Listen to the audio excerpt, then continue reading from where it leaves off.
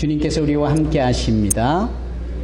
여기 주보에 나와 있는 어린이들을 위한 버전의 말씀으로 제가 한 번 더 읽겠습니다. 베드로전서 2장 2절로 3절의 말씀. 갓난 아기가 젖을 찾듯이 순결한 말씀을 사모하십시오. 그러면 여러분의 믿음이 자라나고 구원을 받게 될 것입니다. 여러분은 이미 주님의 선하심을 맛보아 알고 있지 않습니까? 아멘. 하나님께서 우리와 함께 하십니다. 아멘. 요즘은 참 살기가 힘들죠. 경제적으로 어려움을 호소하는 분들이 많습니다.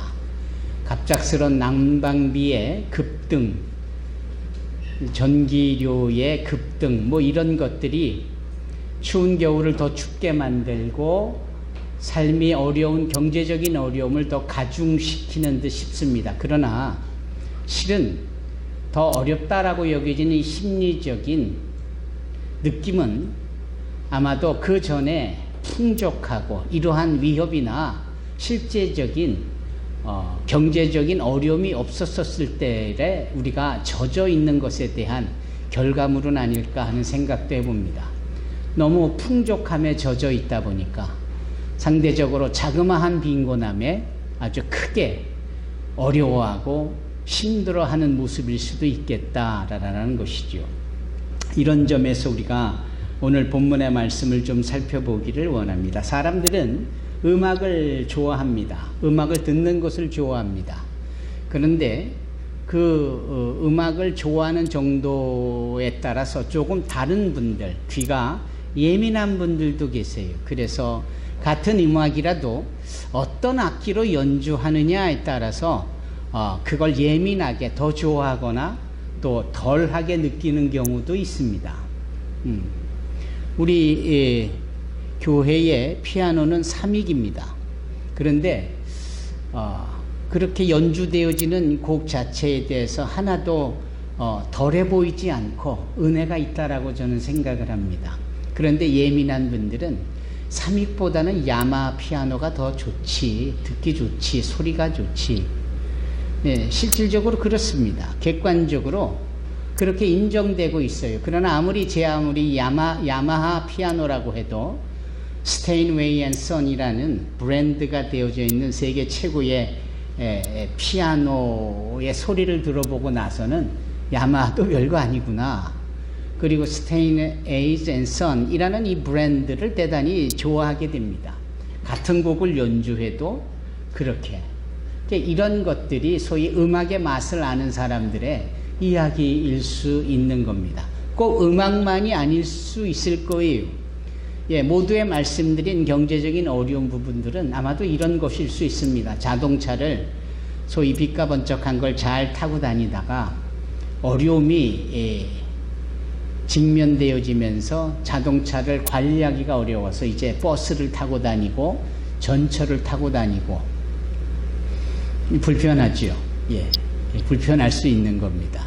좋을 때 맛을 본 사람이 상대적으로 이런 불편함이 혹시 쓴맛처럼 다가오는 것은 아닐까라고 저희가 생각할 수 있습니다. 이런 점에 있어서 우리는 지금 직면하고 있는 어려움들에 대하여서 어떻게 받아들이고 어떻게 수용할 수 있는지에 대한 자세의 변화와 또 그런 것들의 지혜가 필요할 듯 싶습니다.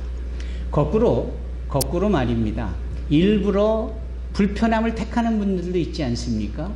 요즘 텔레비전에서 거의 모든 남성들이 좋아라고 여기는 우리 교회의 어린 자녀들의 얘기를 들어봐도 아빠가 좋아하는 텔레비전 프로그램이 이거다라고 거침없이 얘기를 하는 것 중에 하나가 나는 자연인이다라는 프로그램입니다. 그 자연인이라는 프로그램을 이렇게 보고 있으면 공통점이 있어요. 그들은 소위 세속적인 것을 떠나서 자연에 들어와 일부러 말입니다. 어려운 환경 속에 자신을 밀어넣는 겁니다. 그리고 그 어려운 환경 속에 자족하는 법을 배우고요. 그러는 가운데 오히려 인생의 행복을 느끼고 풍족했던 세상에서 느끼지 못했던 그 심리적인 행복을 오히려 불편할 수 있고 아주 자그마한 것으로 자급할 수밖에 없는 상황 속에서 오히려 큰 기쁨을 누린다. 이런 고백들을 합니다. 그런 걸 보면 이 인생을 사는 것에 소위 맛이 있겠구나. 그리고 그 맛은 이럴 수도 있고 저럴 수도 있는 맛이겠다. 이렇게 오죽하면 연세 드신 분들이 인생의 단맛, 쓴맛을 다 경험했다 라고 그렇게 고백들을 하지 않습니까?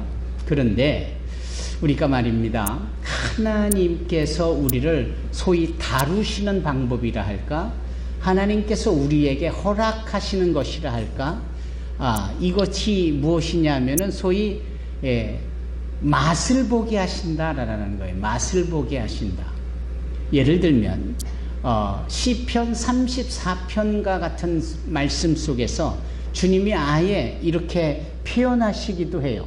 여러분 가지고 계신 성경 시편 34편 8절에 보면 이런 말씀을 합니다. 너희는 여호와의 선하심을 맛보아 알지어다. 그에게 피하는 자는 복이 있도다. 이렇게 말씀합니다. 여호와의 선하심을 맛보는 겁니다. 그리고 여호와의 선하심을 맛보면 세상에 좋았다라고 여겨지는 그 어떤 맛보다도 여호와의 선하심의 맛이 아주 색다르고 독특하고 최고의 맛이라는 사실을 알게 됩니다. 그리고 그 여호와의 선하심의 맛을 더 사모하게 되고 더 기대하게 되고, 그리고 그러면 그럴수록 그것이 복이 되어져 삶이 더 행복하고 더 아름답고 더 존귀하게 되어지더라. 이런 말씀입니다. 아멘. 여기 시편 34편은요 여러분 성경을 피시면 아시겠지만 다윗이 아비멜렉 앞에서 미친 채 하다가 쫓겨난 가운데 노래한 시입니다. 죽을 수 있는 상황에서 미친 척을 해서 겨우 목숨을 부지한, 어떻게 보면 처절하고 끔찍한 상황 속에서 하나님을 노래해요. 누가? 다윗이 말입니다. 그 다윗 왕이 되기 전 자신을 죽이려 하는 이 상황에 얼마나 어려움을 겪습니까? 그런 어려움 속에서 더 비참했던 것은 미친 척을 해야 겨우 살 수 있을 정도였다. 이런 환경이 더 어렵고 처절하지 않았었겠습니까? 그럼에도 그 상황을 경험하고 맛본 다윗은 오히려 이것이 다 여호와의 선하심으로 인한 나에게 주시는 복이다 라고 고백을 하는 겁니다. 참 은혜로운 말씀이 여기 있습니다. 뭐라고 말씀하시느냐? 4절. 지금 시편 34편 4절을 보는 겁니다. 내가 여호와께 간구하매 내게 응답하시고 내 모든 두려움에서 나를 건지셨도다. 이렇게 말씀합니다. 6절을 보실까요? 이 곤고한 자가 부르짖음에 여호와께서 들으시고 그의 모든 환난에서 구원하셨도다 라는 겁니다. 그러니까 우리가 시제라는 문법으로 적용해 보면 과거에 이런 일이 있었는데 이런 일들에 대해서 하나님이 그 부분을 완전하게 지켜주셨고 응답해 주셨고 해결해 주셨고 그래서 구원하셨도다. 아예 과거 완료형으로 경험치를 이야기하고 있는 겁니다. 그렇지 않습니까?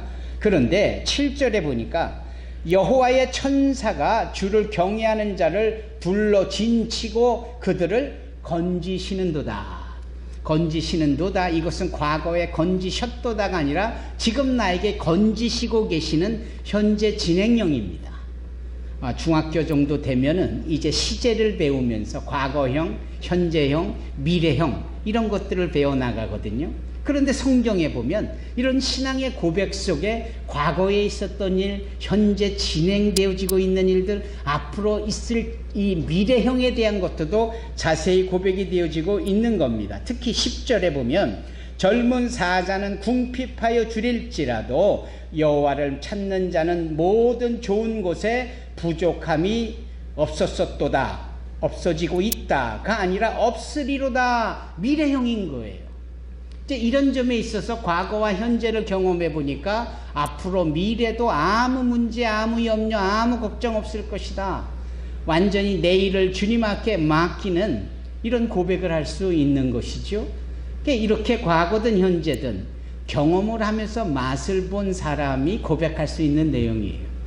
오늘 찬양 인도자의 고백 속에도 그런 기도의 능력, 기도에 대한 진정한 가치와 의미가 무엇인지 이런 겁니다. 기도를 하면 여호와의 선하심을 맛보아 알 수 있는 기회가 더 많아지는 거예요. 여호와의 맛을, 선하심의 맛을 보는 자들이 여전히 할 수 있는 것이 계속적인 이 기도입니다. 여러분, 기도에 능한 자, 여호와의 선하심을 맛보아 알아가는 자들이 되기를 주님의 이름으로 축원합니다. 그래서 이 시편 34편 8절에 너희는 여호와의 선하심을 맛보아 알지어다. 그에게 피하는 자는 복이 있도다. 이 위대한 고백을 행할 수 있는 겁니다. 여러분, 이런 고백을 할 수 있어야 맛을 아는 거예요. 그리고 그런 것을 알지 못하면 괜히 오해하게 되고 괜히 어려워지는 겁니다. 여호와 하나님께서 과연 정말 인자하실까? 나를 정말 사랑하실까?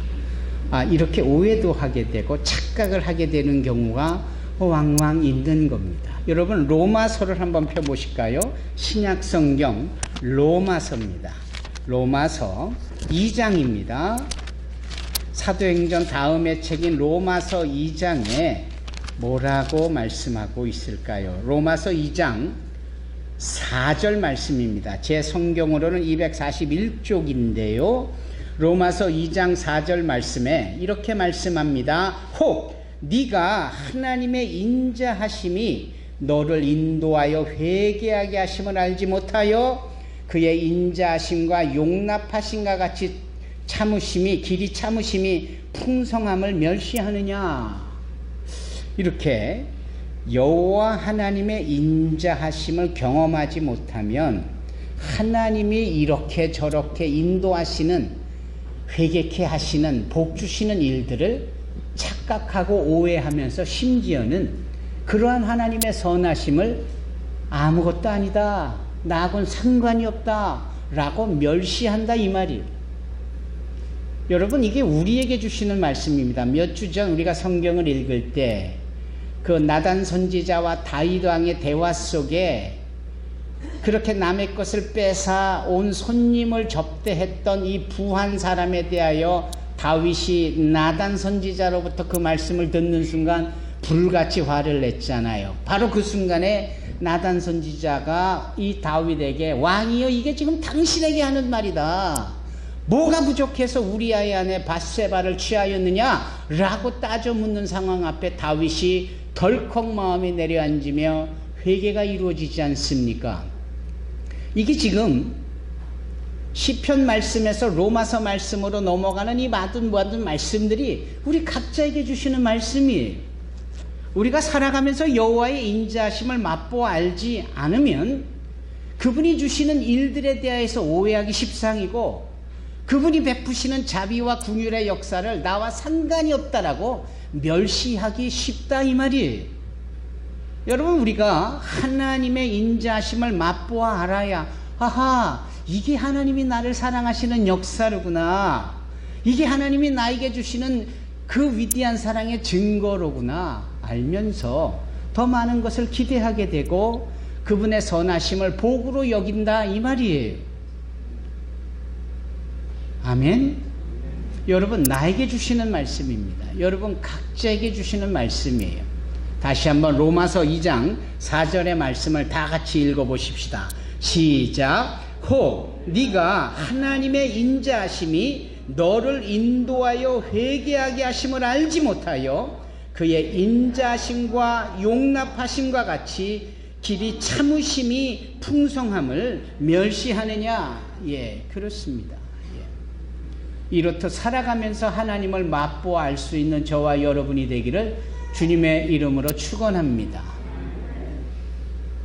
여러분, 맛보다라는 것의 사전적 의미를 생각해 보십시다. 사전을 펴놓고 맛보다라는 것이 무슨 뜻인가? 라고 할 때 첫째, 맛보다라는 사전적 의미는 조금 띄어서 이게 얼마나 좋은 품질인지, 정말 소위 맛있는 거지를 확인하기 위하여 입안에 넣고 음미하는 것을 맛보다 라고 할 때 쓴 단어입니다. 그렇지요? 맛보다. 두 번째, 맛보다의 사전적 의미는 조금 경험해 보는 겁니다. 예. 정말 군대 생활하면서 죽을 고생을 맛봤지. 그래봤자 뭐 요즘은 24개월도 채 안 되는, 과거에 우리 이준웅 수집사님 같이 월남전에 갔다 오시고 최지원 수집사님, 이용철 장로님처럼 뭐 월급도 600원인가 받으면서 그렇게 죽을 둥 살둥 이 맛을 본 분 앞에서는 우리가 군대 얘기하면 안 됩니다. 이렇듯 맛본다는 것은 조금 경험해 보는 겁니다. 아닌 게 아니라 맛보다라는 것 세 번째 것은 정말 음식과 무슨 이런 음료를 한번 음미해 보고자 택하는 게 그게 맛보는 겁니다. 그렇잖아요? 예. 집안에서 어머니가 가족들을 위하여 음식을 준비합니다. 그리고 음식을 준비하고 찌개를 끓이고 나물을 무치고, 그런데 그게 과연 우리 가족들에게 맛있을까라고 해서 조금 숟가락으로 국물을 떠서 음미를 하는 요 자체가 맛보는 거예요. 버무렸던 그 나물 조각을 한 조각 입에 넣고 오물오물 맛을 보는 이겁니다. 이게 바로 맛보는 거예요. 비싼 레스토랑에 가서 음식을 시킬 때 특히 와인을 드셔보신 분은 아시겠지만, 그 와인을 시키면 그 와인을 이렇게 가져다 주지요. 그러면 그냥 바로 와인을 가져다 주지 않고 그 와인을 가져오면은 항상 자기가 시킨 그 와인의 이름이 맞는지 연도수가 맞는지 꼭 그것을 가져온 서빙하는 분이 고객에게 보여주지요. 그러면 또 진짜 맞는지 한번 보고 끄덕입니다. 그러면 그 서빙하는 사람이 그 코르크 마개를 정성스럽게 따고 이 고객의 잔에 아주 조금 와인을 따라줍니다. 그러면 이 고객은 또 그 와인을 오물오물 맛을 봅니다. 그렇잖아요? 그리고 고개를 끄덕이면 이게 다 뭘 의미하는 겁니까? 자기가 원했던 딱 들어맞는 바로 그 맛이다, 뭐 이런 의미겠죠. 그러면 그 와인을 이제 많이 따라주면 그렇게 먹고, 우리가 직접 경험해 보았거나 아니면 어느 영화에서 보았거나 하는 내용으로 지금 이해할 수 있는 그런 부분입니다. 맛을 본다라는 것은 조금. 그렇죠? 사전적 의미도 그렇고 실체적으로도 그렇고. 그러면 여호와의 선하심을 맛본다라는 것은 말 그대로 여호와의 선하심이 이런 거구나 라는 것을 잠시 경험하는 거예요. 그리고 여호와의 선하심을 맛본다라는 것은 선하심만 대립다 받고 누리는 것만을 의미하는 것은 아니겠다. 아니, 세상에 어떤 엄마가 가족들을 위한 음식을 준비하고 조금 맛을 보면서 조미료를 더 넣거나 더 맛있게 하는 요 과정에서 그냥 당신이 한 음식을 자기 혼자 다 먹어 치우는 엄마가 어디 있습니까? 그게 맛보는 거예요? 개걸스럽게 먹어대는 거지? 그런 엄마가 있다면 가족들은 도대체 뭘 먹어야 되고, 가족들이 볼 때 그 엄마는 얼마나 우스꽝스럽겠습니까? 그렇지 않습니까, 여러분? 맛본다라는 것은 그런 거예요. 그래서 여호와의 선하심을 맛본다라는 것은 아주 조금, 이런 하나님이시구나. 그분의 인자하심에 그 인자하심이 이런 맛이구나. 또 있을까? 또 다른 맛이 있을까? 기대를 유발하게 되지요. 아닌 게 아니라 우리 하나님은 무한하신 분으로서 우리에게 필요한 딱 한 가지의 맛만을 주실 수 있는 분이 아니시잖아요. 그분 무한하신 분이시고 뭐든지 다 허락하실 수 있는 분이시고, 따라서 우리가 준비만 된다면 그분이 주시는 모든 선한 맛을 조금씩 다 볼 수도 있을 겁니다. 그런데 생각해 보십시다. 우리 어린 자녀들의 건강을 좋지 않게 해칠 수 있는 그러한 분들이 계세요. 그런 분들은 다름 아니라 엄마도 아빠도 아닌 할머니와 할아버지입니다. 왜냐하면 손주들이 너무 귀엽고 예쁘니까. 또 당신들은 잘할 때 이렇게 잘 먹고 싶은 거 다 먹고 그렇게 잘하지 않으셨기 때문에 이 어린 손주들이 원하면 원하는 대로 다 해주잖아요. 그것이 초콜릿이 됐든 그것이 사탕이 됐든. 그래서 엄마들이 기겁을 하는 겁니다. 할머니 할아버지들에게 아이를 맡기는 것까진 좋은데 돌아서면 아이들에게 나쁜 음식은 다 골라주는 것처럼 보이니까 그렇지 않아요? 예. 여러분, 단 것만 먹으면 아이가 건강하게 자랄 수가 없는 것쯤은 우리가 다 알지요. 따라서 단 거 외에도 그렇지 않은 음식을 골고루 편식하지 않고 골고루 먹을 수 있도록 해줘야 하는 것쯤은 우리가 다 압니다. 그러면 하나님께서는, 우리의 천부 하늘아버지께서는 우리의 인생 속에서 좋다, 이 은혜로다, 이런 것이었구나 라는 선한 이 맛을 계속해서 그것만 부어주실까? 그러실 리가 없지요. 우리 하나님은 우리를 소위 건강하게, 더 존귀하게 신앙 이름으로 성장시키시기 위해서라도 때로는 달지 않은 것을, 때로는 정반대인 쓴 것을 우리에게 허락하고 계시는 줄로 믿습니다. 신앙의 단맛, 쓴맛을 다 골고루 봐야지요. 예. 이제 막 예수 믿고 나면, 기도했다면 바로 응답이 되어지고 말입니다. 예수 믿고 나니까 하는 일들도 잘 되고 막 이런 일들이, 그렇지 않아요? 그러나 그것은 어디까지나 이제 막 신앙생활을 시작한 사람들에게 하나님께서 얼마나 선하신 분이신지를 보여주시기 위한 맛보게 하시는 과정인 거예요. 그런데 이제는 그 선한 좋은 맛보다 힘들고 어렵고 소위 기독인이 되어진 채 쓴맛을 경험하게 드린다면 이것은 하나님이 안 계시거나 하나님이 나쁜 분이 아니라 우리를 신앙이라는 이름으로 더 건강하게 견고하게 성장시키시려는 하나님의 또 다른 차원에서의 선하심입니다. 그 선하심을 우리가 인정하고 받아들일 수 있어야 하는 겁니다. 출애굽기를 보면, 출애굽이요, 애굽에서 나오는 사건을 출애굽이라잖아요. 예. 과거에 우리 교회에 어느 안수 집사님이 계셨는데 이분이 진정 이 부분을 오해했더군요. 그래서 그분은 절대 농담을 한 것이 아니고 진심으로 자신의 고백을 얘기했는데 그것을 듣는 모든 성도들이 빵 터진 적이 있었습니다. 그게 뭐냐면 당신에게 출애굽기는 출애굽을 기록한 책, 출애굽기라고 받아들이긴 게 최근이었다라는 거예요.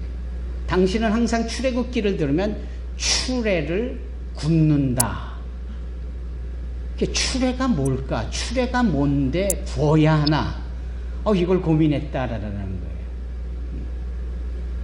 저만 우스웠었는지. 예.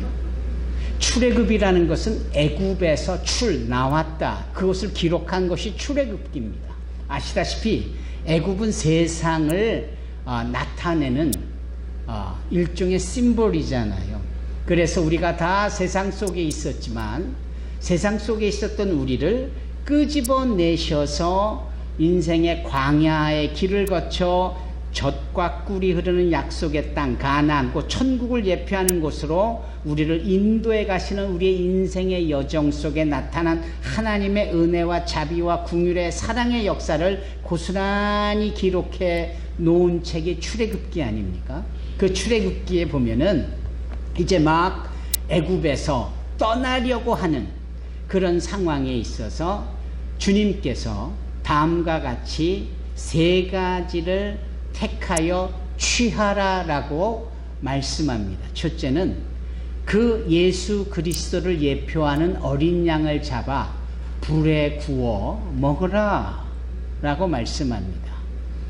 그것은 곧 예수 그리스도의 희생과 헌신인 십자가를 통하여 세상에서 의롭다 여김을 받으며 하나님의 택한 백성이 되어지는 과정을 담고 있는 내용이지요. 뭐 이렇게도 이야기할 수 있을까요? 예, 이제 노예로서 먼 길을 떠나야 할 때 먼저 에너지를 비축하기 위하여 고기를 먹이시는 하나님의 섬세한 역사이기도 가능하겠다. 그런데 여기에 또 한 가지를 먹으라고 말씀하시는데 그것이 무교병입니다. 무교병은 소위 떡을 만들거나 빵을 만들 때 부풀리고 발효시키는 그래서 일정량의 시간이 필요할 수 있게 하는 발효, 이 누룩 또는 이스트 같은 것들을 전혀 넣지 않은 빵이 무교병입니다. 그래서 빵을 만들어서 부풀려야 되는 시간이 요구되어지는 과정 말고 그 즉시 반죽해서 구워서 바로 먹을 수 있도록 아주 시급하고 긴박한 음식을 택하여 먹도록 하는 이런 의미가 담겨져 있는 것.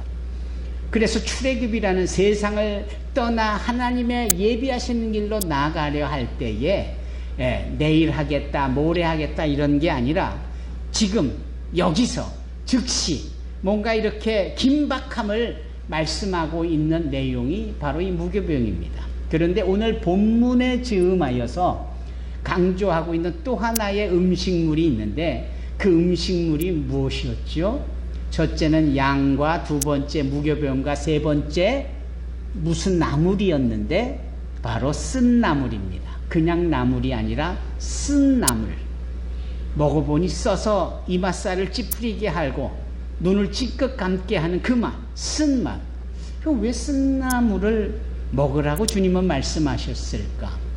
하나님과 동행하는 신앙의 걸음은 이렇듯 단맛만 있는 것이 아니라 쓴맛도 있다라는 것을 강조하기 위함이며, 하나님은 우리에게 유익할 수 있는, 그러나 우리에게는 쓰게 여겨질 수 있는 그 과정과 또 내용물들을 하나님께서 주시고자 하는 의지를 담아 말씀하신 겁니다. 여러분, 쓴 나물이 함께 요구되고 주어지는 것이 우리의 신앙인 줄로 믿습니다. 여호와의 선하심을 맛보안다라는 것은 무조건 단맛만 있는 것이 아니라 쓴맛도 함께 있는 것이다. 우리가 달았던 과정을 뒤로한 채 포스트 코로나 시대에 아주 경제적으로 쓴 과정을 겪잖아요. 모두가 지금 어렵지 않습니까? 이게 이 쓴 과정인 거죠. 이것도 하나님이 허락을 하신 것인데 이것이 때로는 우리에게 대단히 유익한 거예요. 이렇게 허풍선이처럼 부풀려진 이런 것들을 다 제거해버리고 아주 담백하고 아주 슬림하게 그냥 몸집만 부풀려져 있는 그런 모습이 아니라, 하나님은 우리를 이렇게 견고하게 제대로 단단하게 만들어가기 위하여서도 이런 고난에, 이런 시련에, 이런 고통의 계절을 허락하시는 것이기도 하다라는 겁니다. 이것은 우리에게만 주어지는 것이 아니라 과거 출애굽 시대 때에 출애굽에 참여했던 자들에게 허락하여지므로 오늘날 우리에게 동일한 내용과 비슷한 환경으로 인도해 가고 계시다라는 겁니다. 그러므로 우리 하나님은 우리를 너무나도 사랑하시는 좋으신 분으로서 우리에게 이런 쓴 과정과 같은 것을 주시되 반드시 주시는 분이시다라는 거예요. 오늘 본문의 말씀을 보면, 사실 오늘 본문의 말씀은 갓난아기가 젖을 찾듯이 순결한 말씀을 사모하십시오. 그러면 여러분의 믿음이 자라나고 구원을 받게 될 것입니다. 이 구원을 받게 되고 자라난다, 이게 소위 구원받은 성도들의 성장을 의미하는 것인데, 이 성장의 과정 속에서는 여기 3절의 말씀처럼 주님의 선하심을 맛보아서 이미 알고 있잖아요. 그분이 우리에게 단맛과 같은 정말 우리가 좋아라 했던 것을 주셨던 분이시라면 우리의 성장을 위하여서 우리의 영양소에 필요한 것들을 반드시 공급하는 과정 가운데에 우리는 먹고 싶지 않지만 쓰되 우리에게 유익한 것, 그런 것들을 주실 수 있다라는 거예요. 지금은 그래서 하나님의 주시는 시련과 고난과 고통의 계절을 우리가 통과하고 있는 즈음에 이것이 우리에게 필요한 것이고, 이때 우리가 더더욱 주님의 이름을 불러가며 우리의 신앙을 더 견고하게, 강하게, 깊이 있게 자라가게 하시는 과정이다라는 사실을 우리가 알 수 있는 겁니다. 부디 그럴 수 있는 저와 여러분이 되기를 주님의 이름으로 축원합니다. 오늘 디아스포라 신문 2호로가 나와서 여러분들의 손에 쥐어졌을 거예요. 이 디아스포라 신문을 만드는 과정이 보통 어려운 과정이 아닙니다. 1호로 12월호를 만들 때 제가 저 양재동 횃불 트리니티의 김윤희 총장을 가서 인터뷰를 했어요. 제가 일일이 이렇게 명사들을 찾아가 인터뷰를 하거든요. 그 인터뷰에서 지금도 딱 생각나는 내용이 하나 있는데 뭐냐면 그분이 이런 말씀을 하세요. 아랍 격언에 의하면, 아랍인들의 속담에 의하면 햇볕만 계속되면 사막이 된다 라는 말이 있다라는 거예요. 여러분, 햇볕만 계속 쨍쨍 내려지면 그 땅이 말라서 사막화되어지고 사막이 된다. 적당히 햇볕이 가려지고 심지어는 폭풍이 몰아치고 비도 내려야 땅의 생명력이 더 강건해지고 풍성해지는 거지, 이런 과정이 없이 좋아라 라고 여겨지는 햇볕만 비치면 결국은 그 땅이 사막화되더라. 저는 그 말씀을 대단히 의미 있게 받았습니다. 오늘 본문의 말씀에서 그런 아랍의 격언을 통하여서 좀 더 선명한 교훈을 얻습니다. 그러므로 사랑하는 산소망교회 성도 여러분, 오늘 본문 말씀을 통해서 우리가 세 가지를 알 수 있는 겁니다. 첫째는요, 하나님은 우리를 자라게 하시려고, 견고하고 성장시키시려고 다 목표를 세워두셨고, 그런 목적 가운데 우리에게 고통의 시간도 허락하시더라. 잘 되던 비즈니스가 안 되는 것, 그거 하나님이 계획이 계셔서 허락하시는, 결국은 나를 위한 것이 실패든 좌절이든 잘 되던 것이 유난히 안 되는 이 모든 것들이 다 하나님의 선하심의 맛 중에 하나다라는 겁니다. 두 번째, 알 수 있는 내용이 있으면 무엇입니까? 지금이 우리가 고통의 계절을 겪고 있다면 고통에서 시작해서 고통으로 끝나는 게 아니라 고통 너머에 전에 누렸던 단맛과 같은 좋아라라고 여겨졌던 그 이상의 것들이 우리를 기다리고 있다라는 거예요. 그게 바로 좋으신 선하신 하나님의 우리를 향한 계획인 줄로 믿습니다. 그러므로 세 번째, 우리가 절대로 이런 고통과 시련의 과정 속에서, 내가 지금 힘들고 어려운 이 일들 속에서 주님에 대하여 불만을 토로하거나 왜 나에게 이러십니까? 라는 식의 뻗대어 어겨대는 모습은 없어야 합니다. 도리어 선하신 하나님의 역사가 나를 책임져 주실 것에 대한 확고부동한 믿음과 신앙의 자세로 감사할 수 있어야 합니다. 여호와의 선하심이 저와 여러분들에게 충분히 풍성하게 이 시간 이후에 더더욱 더하여져 가기를 주님의 이름으로 축원합니다. 기도하겠습니다. 사랑해 주님 감사합니다.